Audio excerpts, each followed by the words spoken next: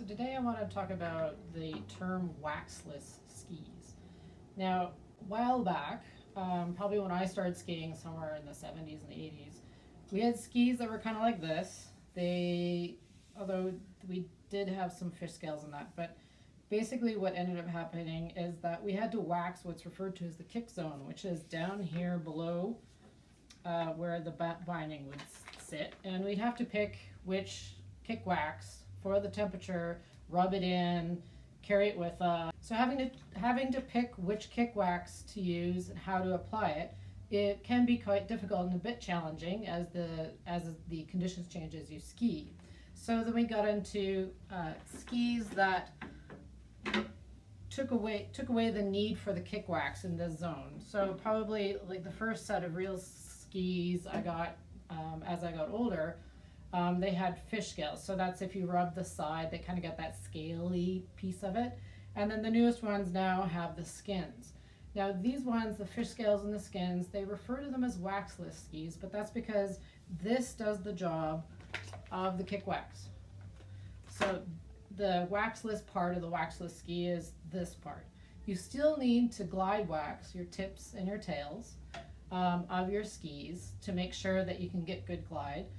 A lot of the skis, if they are black on the bottom, you can see that this one's had a good amount of use last year and it's going a little bit gray. So that tells me that it needs a little bit of love before it goes out. And now they've made products for glide waxing your tip and tails, make it so much easier than having to do an iron. So some new, if for those who are really new to skiing and don't want to deal with temperature or that kind of stuff, we've got Easy Glide in both the Bingo Dauber and the spray. They're super easy to use. You just shake it and then Bingo Dauber it, rub it in, and then while you're putting on your boots and stuff, by the time you get your boots and everything going on, they're ready to go.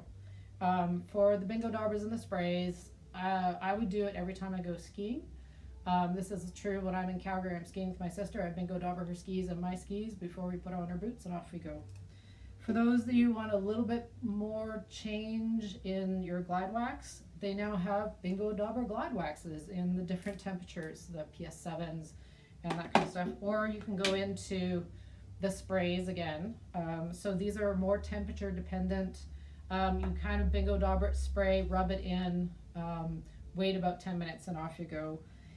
For those that also have alpine skis or snowboards, there's F4, which is it's an all temperature universal wax. We've got a couple of different versions of it. One is more like a wax bar that you kind of rub in. There's a cork at the back, so you cork it in, and it's the friction of the cork that gets it into the pores of the skis. This year we also got one that is kind of like a rough surface on the top. It's a bit of a spray, but it's got a sponge top that goes up. And then for that one, the all temperature F4, this is kind of like a sponge top again. And so there's a lot of ways to be able to glide wax your skis so you can maintain that nice glide. It'll help with a little bit of the icing and stuff like that.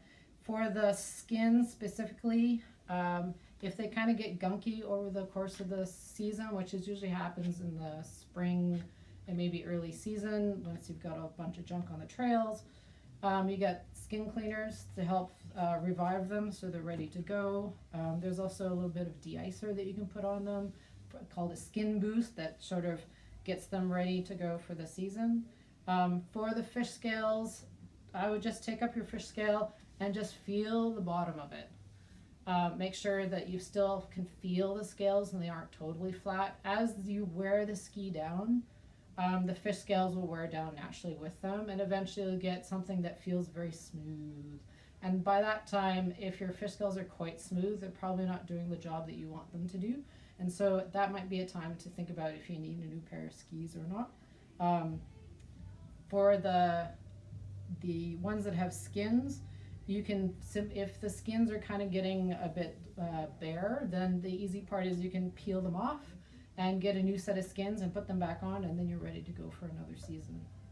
So just to recap, the waxless part of the waxless ski is really just the kick wax zone.